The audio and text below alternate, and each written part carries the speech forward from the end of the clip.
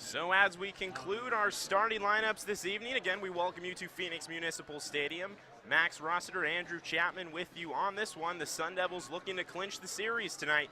Take the second game of this one they won last night in incredible walk-off fashion thanks to the bat of Chris Beal, who was slumping lately but found the swing when he needed it. Ryan Kellogg steps onto the mound for the Sun Devils today. Clearly the ace in this staff. He's got the best numbers out of any starter with a 3.30 ERA. He's 4-0 in 6 appearances, 6 games started.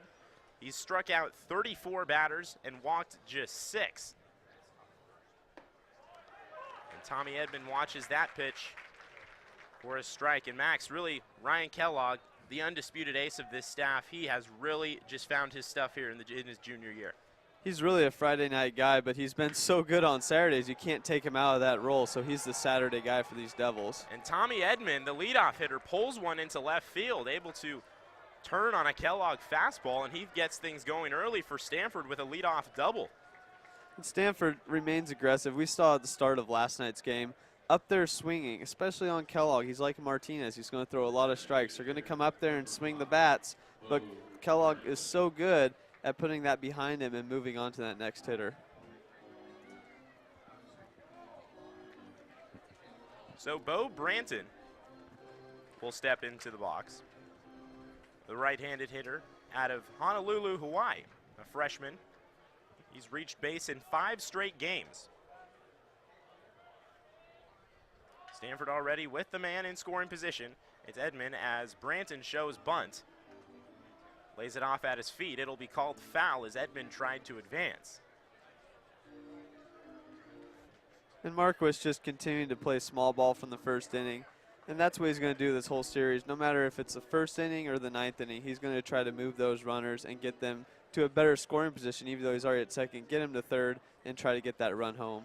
You mentioned head coach Mark Marquis in his 39th season at the head of the Stanford baseball program.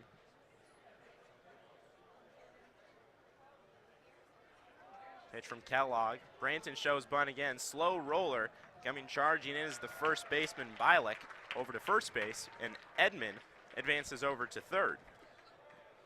92 degrees here in Phoenix, Arizona today. With a breeze of about 6 miles to the northwest, it feels like 88. So it still feels comfortable out here, but the temperatures have really started to pick up as we approach early April. Also forecasted to be 97 degrees tomorrow, and tomorrow's a day game, so that one will likely be a whole lot hotter. And in terms of temperatures, one of the bigger tests the Sun Devils have faced as the Kroger swings on, puts one in the opposite direction, slow roller on the grass, and David Greer comes charging in to make the play. And not what you want right there from DeKroger, what Marquis is looking for. He's looking for something through the infield, not that slow roller.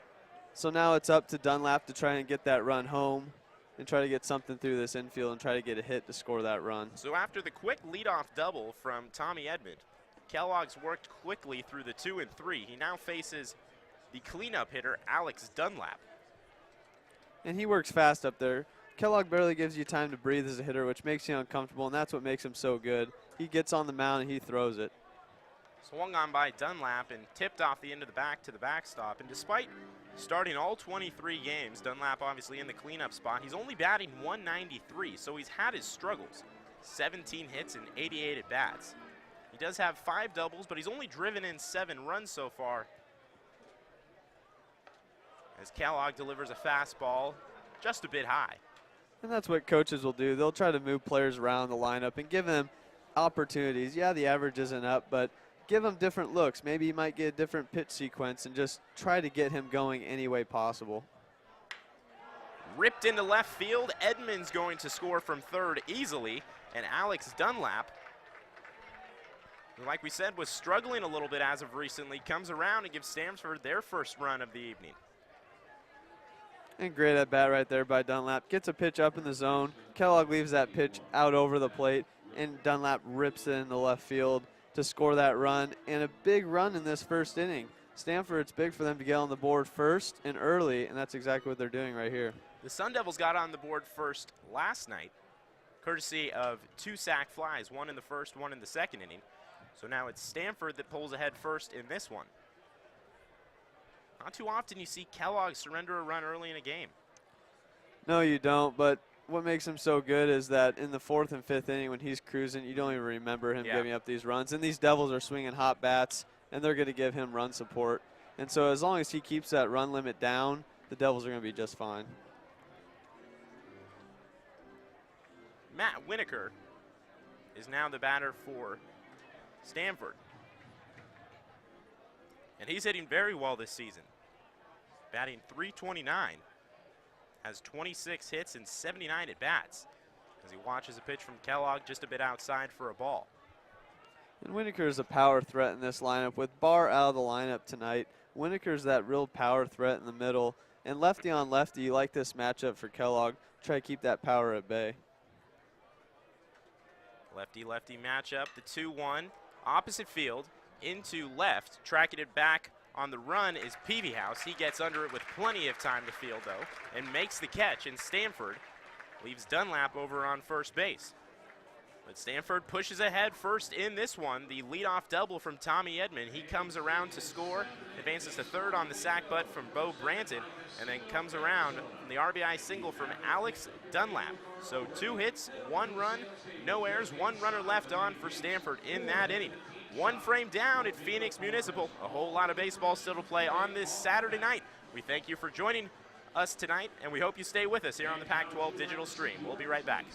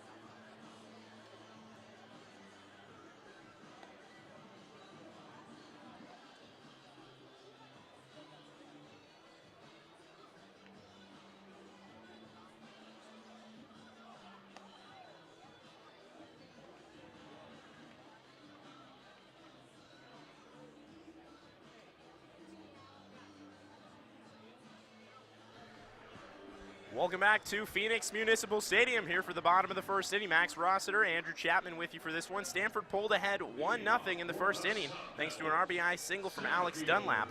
Now on the defensive side of things, let's go ahead and see what the Cardinal are working with. Over from left to right, we have Dunlap, Klein, and Walker making up the outfield. DeKroger over at third, Jackson playing short, Edmond the other middle infielder at second. Winokur doing the work over at first base, and behind the dish is going to be Bryce Carter. On the hill today for the Cardinal is going to be Gabe Kramer. Kramer getting his first start of the season. He carries a 2.16 ERA as he delivers the first pitch for a ball to Johnny Seawald. He's pitched 8 1/3 innings so far this year. He's walked 5 and struck out 4 as the second pitch of the at-bat is a little low and inside for ball 2. And now Max, Gabe Kramer is getting his first start of the season for the Cardinal. Kind of an interesting move by head coach Mark Marcus, but obviously a lot of injuries on this Stanford team.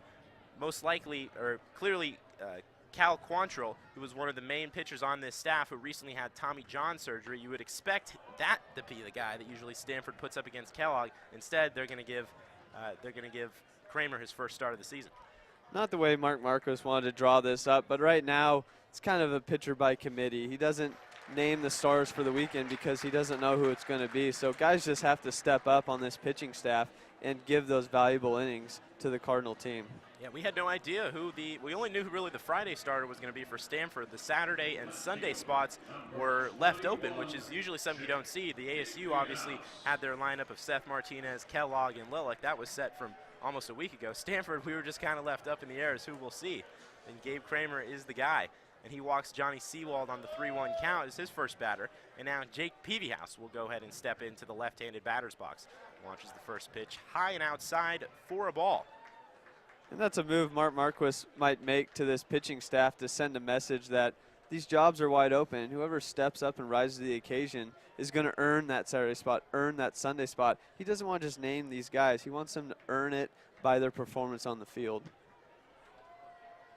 Jake Peavyhouse batting .286 on the year. This is his 20th game started for the Sun Devils. He has 18 hits rather, in 63 at-bats. 2 triples. That's tied for the team lead with Trevor Allen. And last night, Peavyhouse didn't have a lot to show for his at-bats, but he had some great at-bats last night, was making hard, loud outs. And obviously the average didn't show the hits that he should have had, but look for him to continue hitting tonight. Ripped into right field, just like you said, Max. There you go. Advancing all the way over to third is Johnny Seawald. Peavyhouse keeps things going. Runners on the corners to start off this bottom of the first. When you give up a run early to the Stanford team, this is exactly what you want by the Devils. You want them to answer back with hard hits. And just right here, we already have 2 base runners with no outs with Woodmansey up. This is what the Devils need to do. They need to pound on this Stanford team and keep the throttle on. Now you got a big threat coming up to the plate, clearly. Colby Woodmansey, he was 1 for 4 last night with an RBI and also a run scored.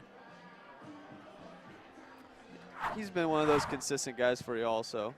Here's another look at the single from Jake Peavyhouse.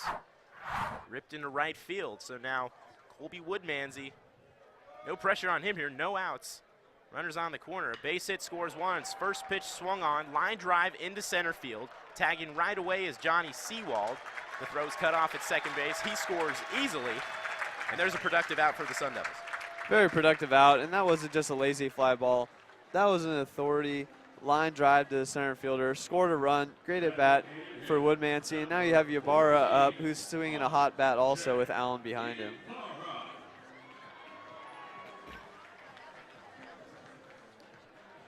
Jake Peavyhouse opts to stay over at first base on the sac fly, but this game's tied at 1-1 now. RJ Ybarra steps in, batting .329. 23 hits and 70 at-bats. He leads the team with 3 home runs. He also has 13 RBIs, which is good for second on the team.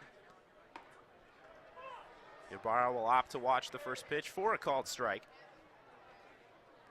Kramer comes with that hard fastball, but the Devils are a great fastball hitting team. And if Kramer keeps on that fastball, he's not keeping them off balance too much early on. So look for the Devils just to keep hitting that fastball hard, just like they're doing. Prior to this game, Gabe Kramer worked good out of the bullpen, like we said. 8 1/3 innings. Only allowed 2 earned runs all season. You know, it's tough for a guy to come out of the bullpen in their starting spot. As a bullpen guy, you can get away with 2+ pitches. That means if he has a good fastball and a good changeup. But in the starting role, you really need to have those 3+ pitches, either a fastball, changeup, and a curveball, or a slider. And that's what differentiates a bullpen guy versus starting pitcher. So it'll be interesting to see when he goes to that secondary stuff, other than his fastball, what it looks like and how the Devils react. And it's a completely different approach, too. Obviously, as a reliever, he's never been in the first inning facing guys who are completely fresh. You know, the bats are fresh. They're not fatigued. They're hungry for hits, maybe more so than any other point in the game. So definitely a test to see whether or not he can be flexible in terms of these situations here. As he picks over to first base, nothing doing. 1-1 even count on Ybarra. As a starting pitcher, when you come out of the bullpen, you don't have to hold anything back. And as a starter, you kind of have to pace yourself. You can't let it all loose in the first inning, and by the 4th inning, you're tiring out. So it's going to take some time for Kramer to learn and to adjust. And as his outings get longer, he'll learn. An off-speed pitch to Ybarra was low and outside, so a 2-1 count on the man they call Tortuga. Fastball catches the outside corner, even at 2s. Not to the liking of some fans, nonetheless.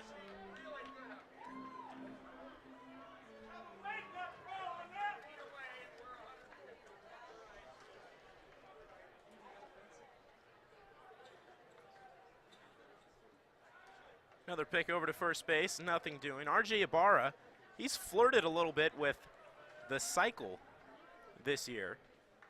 No one successfully achieved that goal so far this year, but he fell a triple shy of the cycle in games 2 and 3 against TCU. We haven't seen any similar performances out of him since then, as he gets rung up looking on a fastball that was really in the same location right there as the one that many fans didn't like the previous call. That pitch is a little out on that outside corner, but as long as the umpire is calling it, we got to swing at that pitch. It's going to take some time to adjust because as a hitter, we see that, we might think that's a ball, so we instantly take. But with 2 strikes, we need to get up there and cover that zone away. So the home plate umpire, Mike Jarbo, might be going a little bit more of an outside corner zone tonight. The other 2 umpires, Anthony Norris doing the work over on the first base side, and Danny Mascoro over on the third base side. Throw down to first, the pick, the tag, he's out. That was Jake Peavyhouse on the attempted steal. And Carter threw him out on the 1-hop. Jackson was able to dig it out of the dirt and lay the tag down. Trevor Allen was at the plate showing bunt, but nothing doing there as that one fell apart a little bit for the Sun Devils. But still, the Sun Devils even it up in the bottom of the first inning. 1-1 our score. The Devils 1 hit on the inning. They leave no men stranded and no errors for Stanford in that one. On to the second inning.